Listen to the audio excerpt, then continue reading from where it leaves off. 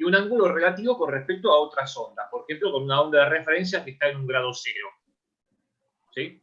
Ese ángulo de referencia, esa diferencia, ese ángulo lo mantienen todo el tiempo, por más que el fasor esté girando con respecto a las otras ondas. A una onda de referencia que esté en el ángulo cero, esa diferencia la mantiene siempre. Entonces, bueno, acá me pide calcular la admitancia de cada elemento y la total, primero. Bueno, ¿qué es la admitancia? Todavía ni les dije, porque la verdad no vale mucho la pena decir que lo que es simplemente la inversa de la impedancia. La aplicación, digamos, la utilidad de trabajar con admitancias se da más que nada cuando uno trabaja con con redes complejas, ¿sí? Como son las redes eléctricas, por ejemplo, donde hay muchas mallas, donde hay muchas fuentes. Entonces, para plantear las ecuaciones y poder resolver, es más práctico trabajar a veces o plantear las ecuaciones para resolverlas, como se dice, computacionalmente. Resulta más útil plantearlas en función de las admitancias. Pero simplemente la admitancia es la inversa de la impedancia y nada más. Entonces, cuando me pide calcular la impedancia de cada elemento, la admitancia de cada elemento, del capacitor, de la resistencia y de la inductancia, sabemos entonces que la admitancia que se representa con la letra Y del capacitor es 1 sobre la impedancia del capacitor. La impedancia del capacitor ya la vieron ustedes, es menos 1 sobre J, perdón, menos J sobre omega C. Si hago eso a la menos 1 me queda esta expresión, reemplazo los valores, me da este valor de admitancia. Fíjense en que la admitancia tiene signo contrario a la impedancia. Si esto fuera una impedancia, el capacitor debería ser negativo. Acá no. Como esto es la inversa, es el número inverso, y yo hago 1 sobre J, perdón, hago 1 sobre menos J, me queda J. Porque tengo que multiplicar de arriba y abajo no, dije cualquier cosa, perdón. 1 sobre menos J, 1 tiene un ángulo de 0 y menos J tiene un ángulo de menos 90. Si hago 0 menos 90, me queda 90 de ángulo. O sea, esto tiene un ángulo de 90. La admitancia de la resistencia es 1 sobre 20, sigue 0,05. Fíjense en que la unidad de la admitancia se la suele cambiar y se la suele denominar en esta unidad que se llama Siemens. Obviamente Siemens se ve que era una persona más, ¿cómo decirlo? Más taquillera, más mercantilista, más vendedora. ¿No? Porque el que inventó la ley de Ohm le puso Ohm, el nombre de la letra griega. Siemens se puso su nombre, ¿no? Y la admitancia de la inductancia es 1 sobre ZL, y acá me queda menos J, con luego la admitancia de la inductancia. Me queda este valor. La admitancia total, así como yo les mostré recién en este Excel, no sé si se lo ve el Excel, no. No, Víctor, no se ve. Tendría que haber compartido toda la pantalla, pero bueno. Si yo hubiese hecho el mismo razonamiento en ese Excel, en vez de para las impedancias, para las admitancias, sacaría que la admitancia total es la suma de todas las admitancias. ¿Sí? Esa es la ventaja que tiene trabajar con admitancias cuando tengo circuitos en paralelos, en el caso que no es el caso que fíjate que tengo grandes redes con, no sé, miles de cargas y cientos de fuentes, no es el caso. Pero para circuitos chicos, así donde tengo elementos en paralelo, puede resultar práctico trabajar con admitancias. ¿Sí? Con menos líos de cuentas, o menos pasos. Pero recuerden que la admitancia es un parámetro que simplemente es la inversa de la impedancia y nada más. Podría tranquilamente no estar y no cambia nada ninguna ley de la electrotecnia. Entonces, como les dije, la admitancia... El nombre lo dice. La impedancia es cuánto impide a la circulación de corriente.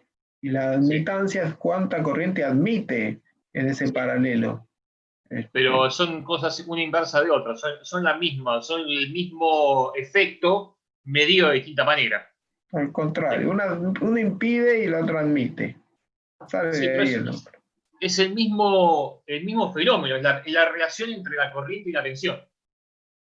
Es como si Ujú. yo te dijera la ley de, ¿cómo se llama la ley esta de estirar las cosas? No me sé. La ley de Hooke, ¿sí? El Ah, coeficiente de elasticidad de Hooke. Yo multiplico fuerza, es la relación que hay entre la fuerza, que la aplico a una probeta, a una barra, y el delta de longitud que se estiró. Y yo ese coeficiente puedo hacer en función de cuánto se estiró, en función de la fuerza, o cuánto se estiró en función de la longitud de la barra. O sea, eh, lo puedo hacer multiplicando o dividiendo. Es lo mismo, digamos. Es como si tuviese un inversa en vez de coeficiente de la ley de Hooke, el coeficiente de dilatación podría ser coeficiente de no dilatación o de mantenimiento de la forma y hago la inversa y listo. O sea que ujú. la Sí, por admitancia eso. es simplemente una manera distinta de medir la relación entre la tensión y la corriente. Podría tranquilamente no existir, como les digo. ¿Sí? Es para evitar cuentas. Hay algo que no entiendo en la ecuación de IL, que es 1 sobre Sí, ZL. sí. La ZL no era omega por L.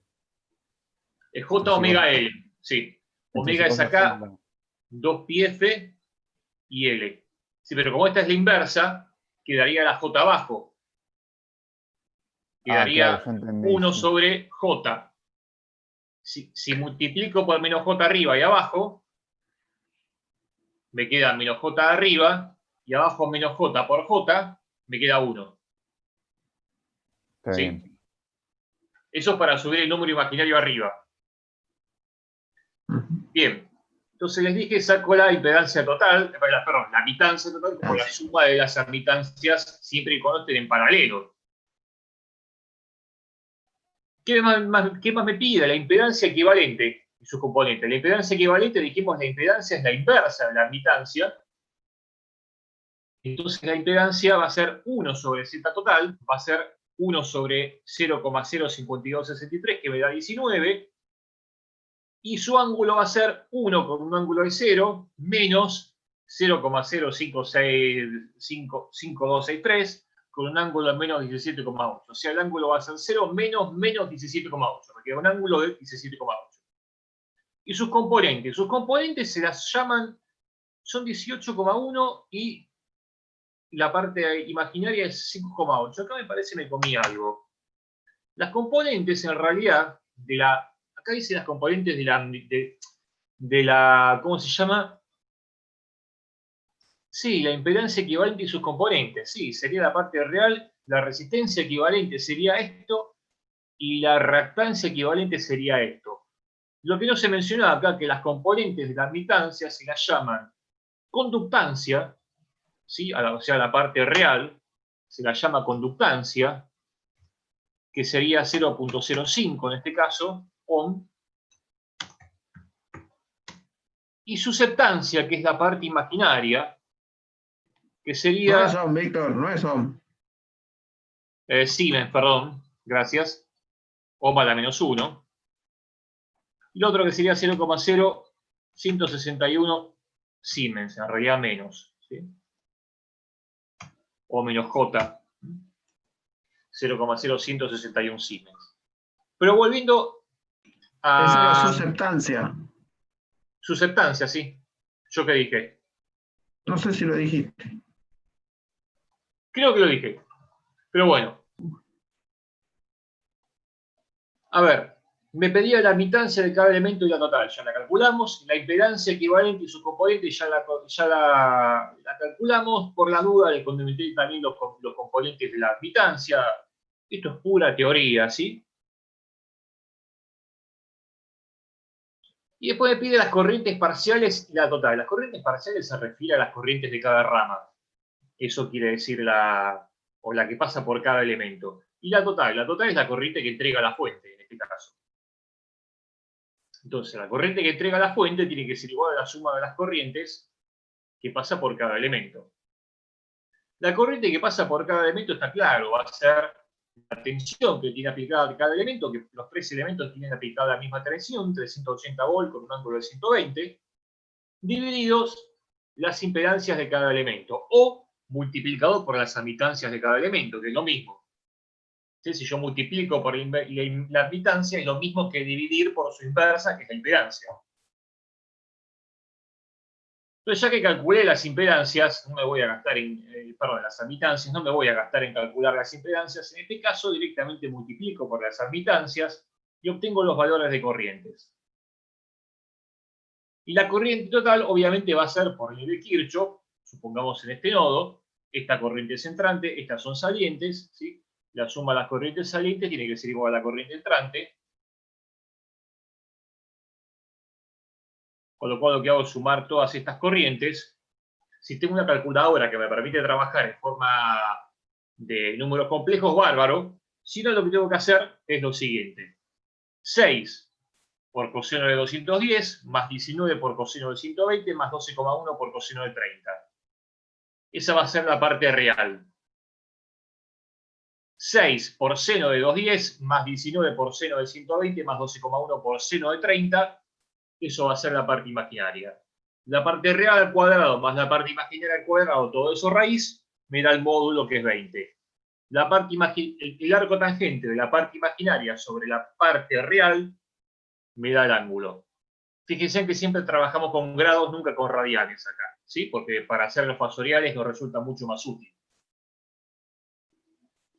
Entonces, bueno, pedía calcular las tensiones y corrientes de todos lados. Tensión hay una sola, que es común a todos los elementos, a la fuente, a la resistencia, a la inductancia del capacitor. Y por último, hacer el diagrama fasorial. El diagrama fasorial acá de tensiones no tiene sentido. Lo que voy a hacer es el diagrama de corrientes. El diagrama de corrientes me muestra, tengo como referencia la tensión, que es el elemento común a todos, o el parámetro común a todos, digamos.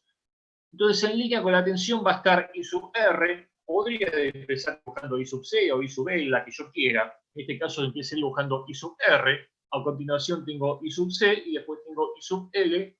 Y la suma de todas estas corrientes debería dar la corriente total de la fuente. En este caso está mal graficado acá. Está hecha la flecha para abajo. Debería ser la flecha de la corriente de la fuente. Tiene que ir para arriba, ¿sí? En este caso la corriente que está entregando la fuente es la corriente que se deriva por las cargas, ¿sí? ¿Alguna duda o fui muy rápido? Perdón que apreté el acelerador, pero son las 10 de la noche. Si no, vamos a aparecer diputados que sancionan una ley a las 3 de la mañana porque están todos dormidos, no. Lo único que falta es que les tome examen a las 4 de la mañana y los ojo cuando hacen el arcotangente. Yo les mencionaría solamente, ojo cuando hacen el arcotangente que... Sí, iba a decir eso. Ah, bien, lo digo. Iba a decir eso. Yo cuando saco el arco tangente de una función, ¿sí? De una operación, que me da un número, la calculadora siempre me lo refiere al primer cuadrante. Fíjense en que un ángulo de 102 no corresponde, un ángulo de esta corriente que tiene 102 grados, en más de 90 grados, no corresponde al primer cuadrante, corresponde al segundo. ¿Cómo me doy cuenta yo a qué cuadrante pertenece? Por los valores de la parte real y la parte imaginaria, ¿sí? Que componen esa magnitud, ese fasor. Por ejemplo, esto tiene parte real positiva y parte imaginaria negativa, significa que estoy en el cuarto cuadrante. Creo que todos saben lo que es primer, segundo, tercer y cuarto cuadrante a esta altura de la carrera, ¿no? Este, por ejemplo, tiene las dos partes positivas, estamos hablando del primer cuadrante. Si esta parte fuese negativa, estaríamos hablando del tercer cuadrante. Y si las dos fuesen negativas, estaríamos hablando del cuarto cuadrante. Entonces, en función de eso, tienen que prestar atención a qué cuadrante estamos, sobre qué cuadrante estamos trabajando. Si no les van a dar los mismos valores. Las dos negativas es tercer cuadrante. Las dos negativas es tercer cuadrante, gracias. Bueno, si no quedaron dudas sobre esto, paso al siguiente ejercicio, que es realmente muy, muy sencillo. Ven, es todo en blanco. El siguiente ejercicio es este. Es muy similar al primero, nada más que en vez de estar dadas las formas de onda, de la tensión y corriente, están directamente dados los fasores. Entonces, como me pide calcular el valor de R y de JXL. Esto es una papa. Hago la tensión, que es esto, dividido la corriente, que es esto, y saco la Z. La parte real va a ser la resistencia, la parte imaginaria va a ser XL. Yo acá lo resolví un poquito más complicado, más rebuscado. Calculé el módulo por un lado, ¿sí? Y calculé el ángulo por otro lado. Pero tranquilamente podría haber hecho estas, haber sacado Z como, ¿qué dice? Como el fasor tensión dividido el fasor corriente. Vamos a marcar que son fasores. Ya les digo, siempre el fasor se marca con la rayita arriba, ¿sí? Yo porque estoy en Word nada más y es incómodo hacerlo, es muy rebuscado hacerlo, hay que insertar no sé qué corno, bastante más complicado, le pongo la rayita abajo. Entonces esto sería 25 con un ángulo, ¿cómo le pongo ángulo? Con un ángulo de 180 dividido 11,15 con un ángulo de 153,4. Perdón que por ahí estamos siendo un poco muy... Como es la primera clase, ustedes a lo mejor no están acostumbrados a trabajar con números complejos, estamos siendo un poquito metódicos, digamos, para resolver esto, ¿sí? Minuciosos. Sí, minuciosos. Ya en las siguientes clases ya esto lo vamos a pasar por arriba, lo vamos a dar como por hecho. Que ustedes saben manejarse con valores complejos, con módulos, con coordenadas cartesianas. Entonces, ¿cuánto daría Z? 25 dividido 11,5 me daba, dijimos, 2,24. ¿Sí? Y el ángulo de esto va a ser 180 menos 153, que dijimos daba 26,6. ¿Sí? La resistencia, acá sacamos la impedancia, teníamos la corriente y la tensión. La tensión que tiene la fuente y la corriente que entrega la fuente. La impedancia equivalente conectada a la fuente, ya la calculamos.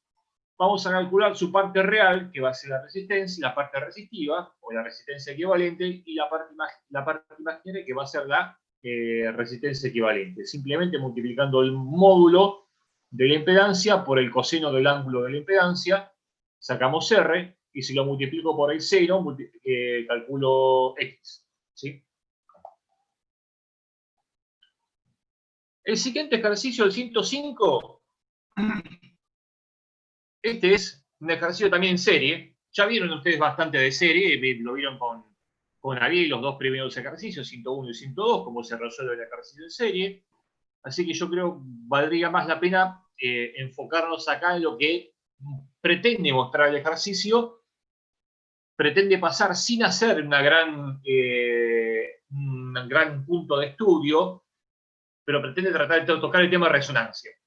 ¿Qué es la resonancia de un circuito? Bueno, básicamente un circuito serie, la resonancia se da cuando pasa la mayor corriente posible por ese circuito.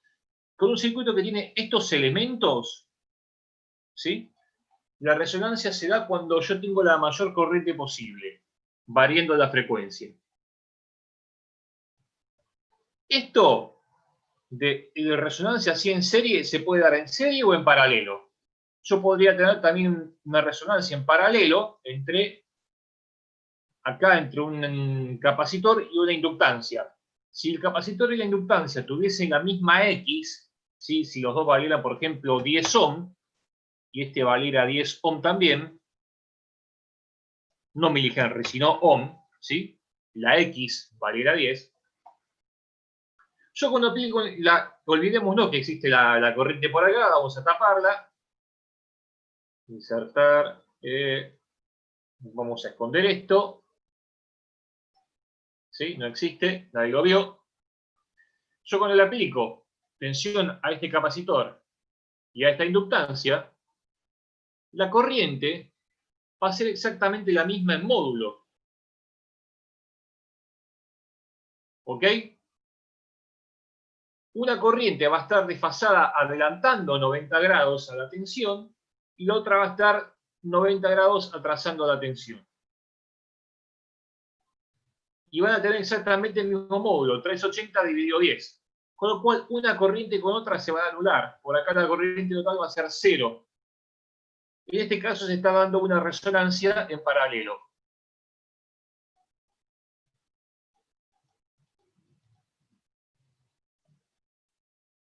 En el caso entonces de resonancia en paralelo, se da la mínima corriente. En el caso de resonancia en serie, se da la máxima corriente que puede tener ese circuito. Un ejemplo, por ejemplo, de resonancia en serie es cuando uno quiere que una línea de transmisión sea una línea que de gran longitud, una línea eléctrica que transporta energía, supongamos, qué sé yo, de la zona del Comahue, en Neuquén, hasta Buenos Aires, no sé, 1500 kilómetros de línea, y uno quiere la máxima transferencia de potencia posible. ¿Cómo es eso? Tratar de que la corriente sea la máxima posible. Para eso tengo que tratar de sintonizar, entre comillas, estos parámetros que tiene la línea. Su resistencia natural, su inductancia natural, su capacitancia natural. Se agrega, por ejemplo, compensando con con capacitores en serie. La semana que viene vamos a ver cómo se da corrección de factor de potencia. Eso es un poco más interesante la clase la semana que viene. ¿Querés darlo vos esto, Ariel, o sigo yo?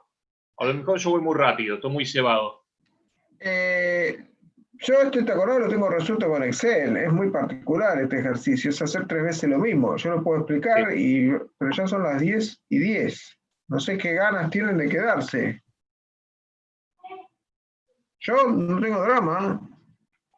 Bueno, para que me salto el ejercicio 106 y el 107 y terminamos con el último, el 106, y después liquidamos el 105, que es el de resonancia, te lo dejo a vos. ¿Sí? Bueno.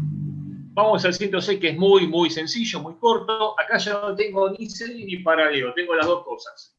Tengo una fuente que alimenta una resistencia de 10 ohm con una impedancia que tiene una caída de tensión de 25 volt con 30 grados.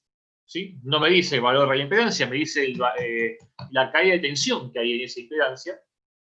Y en serie con estos dos elementos hay un paralelo de una resistencia de 10 ohm con una reactancia de 20 milihenry. ¿Qué tengo como datos? Tengo como datos la corriente que pasa por la inductancia, tengo como dato, bueno, el valor de esta resistencia, de las resistencias y la caída de tensión en esta impedancia que no sabemos qué es. Me pide que calcule el valor de la fuente. Para eso tengo que aplicar las leyes de Kirchhoff y nada más. Si yo aplico la ley de mallas, hago toda una circulación por acá, ¿sí? Tengo que la tensión US, la tensión de la fuente, tiene que ser igual a la sumatoria de caída de tensión. Esto es, la corriente, esta I la desconozco, por 10 ohm, ¿sí? Más esta caída de tensión acá, que no sé qué es lo que hay, pero sí sé cuánto es dato, más la caída de tensión que tengo por acá, que la puedo calcular porque conozco este valor de inductancia y conozco la corriente que pasa por esa inductancia. ¿Sí? En este caso particular, el problema me dice que omega vale 500 radianes por segundo, no 314, o sea que no tengo 50 Hz, básicamente. Si tuviese 50 Hz, la pulsación omega sería 314 y monedas. Acá tengo una pulsación de 500 radianes por segundo, simplemente para hacer más fácil la cuenta. Entonces, esto viene acá, esto no es por 25 milihenry, es por 20 milihenry. Entonces, esta tensión UAB dijimos que es dato, vale 25 con un ángulo de menos 30. La corriente la desconozco acá. ¿Sí? La corriente es lo que yo desconozco, al igual que la tensión US. Esa la desconozco. Pero la corriente I la puedo calcular. ¿Por qué? Si vamos acá al gráfico, la corriente esta, la corriente I, de vuelta aplico ley de Kirchhoff, primera ley de Kirchhoff acá. Esta ecuación que yo planteo acá es ley de nodos. Eso es ley de nodos. Perdón, de mallas quiero decir. Y esta otra es ley de nodos, ¿sí? Segunda ley de Kirchhoff en amarillo, primera ley de Kirchhoff en verde. Fíjense, con dos ecuaciones que planteé, resuelvo este circuito. La corriente I que llega al nodo B es igual a la corriente que pasa por la resistencia más la que pasa por la inductancia. La que pasa por la inductancia es dato, y también conozco la caída de tensión que tengo acá, porque conozco el valor de la inductancia. ¿Sí? Calculo esta expresión y la igualo, que está hecho acá, ¿no? IR por 10 ohm, esta corriente IR por estos 10 ohm, es igual a la corriente IL, que es dato, por la reactancia de esta inductancia, que es 500, es omega, por L. ¿Ok? Esta IL, como dijimos, es dato, vale 2,5 con un ángulo de 40, me queda como incógnita IR, despejo IR, si acá está mal puesto esto es... Ah, no, está bien estos datos. Despejo IR, bueno, acá este paso intermedio me lo vi. Sí, después en algún momento les voy a escribir cuánto vale IR acá y se los paso.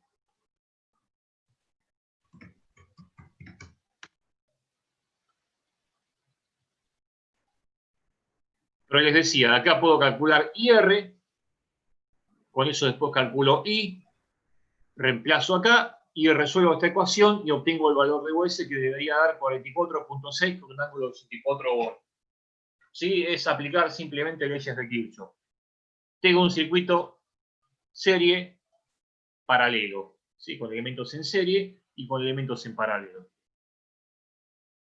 ¿Alguna duda?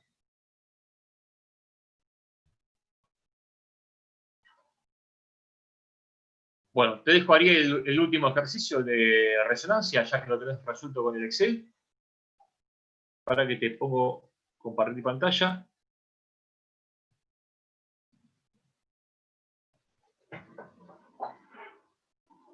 En realidad es un ejercicio serie, no tiene ningún misterio de lo más allá de lo que vimos, nada más que tenemos que afectar las reactancias de acuerdo a las distintas frecuencias que nos van pidiendo. Acuérdense que las reactancias inductivas son omega por L y las capacitivas son 1 sobre omega por C.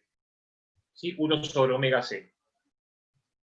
Una varían directamente con la frecuencia y otras varían inversamente con la frecuencia. Bien, bueno. Acá está, fíjense, en corrientes y tensiones y las impedancias indicadas están dando una frecuencia de 50 Hz. Eso nos pide, ¿no? O sea, nos estoy dando J20 ohm la inductancia, el JXL es J20. Perdóname, Ariel, no estamos viendo la pantalla. ¿No? No. ¿Ahora? Ahora sí. Bien. El siguiente circuito calcular corrientes y tensiones y las impedancias indicadas están en una frecuencia de 50 Hz. La resistencia siempre va a medir 10 ohm. J20 es JXL, ¿sí? Para una frecuencia de 50 Hz. Y menos J30 es menos JXC, para una frecuencia de 50 Hz. Y entonces nos pide corrientes y tensiones para este caso, ¿sí? Y dibujar el diagrama fasorial. Y después rehacer el ejercicio para dos frecuencias distintas, para 61,24 y luego para 75 Hz. O sea, tengo que hacer 3 veces lo mismo, ¿sí? Pero con distintos valores. Bien, fíjense, para frecuencia de 50 Hz, lo voy a explicar medio rápido porque ya estamos medio tarde, no quiero que se vayan. Para frecuencia de 50 Hz tiene los valores estos que están acá, entonces saca la corriente total como la tensión dividido la Z total. La Z total es la suma de estas tres impedancias, sería 10 ohm, más J20 menos J30. ¿Sí? Entonces, fíjense, acá me está dando 10 ohm menos J30, menos J10, sería el resultado, o sea, hacer J30 menos J30 da menos J10. El resultado total es 10 menos J10, me está dando 10 al cuadrado 10 al cuadrado más 10 al cuadrado raíz, eso da 14,14. Y el ángulo sería 10 menos J10, sería menos 45 grados, porque yo tengo iguales valores, pero 10 en la parte real y menos J10 en la parte imaginaria, por eso da menos 45, ¿sí? Tengo un ángulo, o sea, el ángulo sería con un ángulo de menos 45 grados, porque la parte real es igual a la imaginaria y la imaginaria está menos 90. Saco la corriente total, haciendo U sobre esta Z total que está acá, ¿sí? Sería 14,1 con un ángulo de 60 dividido 141 con un ángulo de 60 dividido 14,4 con un ángulo de menos 45. Fíjense, está exactamente 10 veces esto por esto, y luego hago 60 menos 45 y me da 105 grados, ¿sí? Luego con la corriente total, puedo calcular la caída de potencial en cada elemento, me va a dar 100, esto lo calculo como I por R, o sea, 10 con 105 por 10 ohm me va a dar 100 con 105, J20, J20 es 20 por 10 es 200, y a 105 le sumo 90 grados, me va a dar 195, y finalmente 30 por 10 me da 300, y a 105 le resto 90 grados, me va a dar 15 volts. Fíjense, tengo otras tres tensiones, entonces fíjense, yo tengo una tensión de alimentación de 141 volts, en la resistencia van a caer 100, en la inductancia 200 y en la capacidad 300. Fíjense en esto, qué cosa extraña, ¿no? Yo estoy alimentando con una tensión de 141 volts y hay elementos que superan la caída de tensión en estos elementos, está superando la tensión, el módulo, a la tensión de alimentación. ¿Sí? Acá hay una compensación entre tensiones cuando circula la corriente esta que calculamos acá, hay unas sobretensiones que aparecen, pero una compensa a la otra. Por ende, finalmente el fasorial es este. Tengo esta tensión de 141, tengo esta corriente, tengo esta caída en la resistencia en fase con la corriente, tengo esta caída en la inductancia, adelantando 90 grados con respecto a esta ahí, tengo esta caída en la capacitor atrasando 90 grados con respecto a ahí. Fíjense en los módulos de estos fasores, tanto de sub L con respecto a I U sub C, son mucho mayores a la tensión U.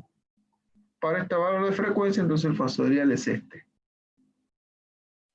Un poco rápido, después vemos alguna duda, ¿sí? Si no, la clase que viene lo podemos aclarar, no hay ningún problema. Acá recalculó los valores con una frecuencia de 61,24 Hz. A ver, no es este valor, es caprichoso, no, justamente. Yo tenía los valores de XL y de XC, ¿m? O sea, tuve que primero calcular L y después calcular L, calcular C, y después con la nueva frecuencia calcular XL y XC nuevos. Y acá no lo veo hecho eso. Acá ya tengo el XL recalculado, no está en ningún lado como lo hizo. Pero bueno, yo a partir de XL con 50 Hz, yo sé que XL es igual a omega L. O sea, y omega era 2pi50 para este caso. O sea, despejé L de esta ecuación y luego apliqué el cálculo nuevamente utilizando 61,24 en vez de 50. ¿Sí? O sea que básicamente es dividir 20 dividido 50 y multiplicarlo por 61,24. Ahí voy a obtener este valor. Para el capacitor hago lo mismo, pero de forma inversa, ¿sí? Porque el omega está dividiendo. La cuestión es que recalcularon los valores de XL y XC para esta frecuencia. Calculo la impedancia y fíjense lo que pasa. XL es igual a menos XC, por lo que se compensa a la parte reactiva y tengo un valor de 10 ohms solamente, con ángulo 0. Esto es resistivo puro porque XL compensó XC. Se anularon entre ellos exactamente. Y la impedancia total lo único que es R, es este número que está acá. esto, para esa frecuencia, compensó con esto. Entonces, este circuito que tenía características, ¿qué características tenía? Tenía características capacitivas, porque I adelantaba a U, porque U sub C era más grande que sub L. ¿Sí? ¿Lo ven? Este circuito, entonces, a esa frecuencia era resistivo capacitivo. A esta frecuencia de 6124 se transformó en resistivo puro y pasó a estar en fase con U, tiene un ángulo de 60 grados, igual que U, ¿sí? Se compensó entonces la parte reactiva inductiva con la parte reactiva capacitiva. Fíjense, acá están los dos números, son iguales y opuestos. Y acá se ve el fasorial. Yo tengo una tensión UR en fase con I, U sub L, que atrasa, que adelanta con respecto a I, y U sub C, que atrasa con respecto a I. Son las dos iguales y opuestas. Y este es el valor de U. Entonces, para este valor de frecuencia, en este circuito serio se obtiene la resonancia. Justamente se compensa L y C. La impedancia pasa a ser mínima, porque esto se anuló con esto, por ende la corriente es máxima. Fíjense, antes la corriente nos había dado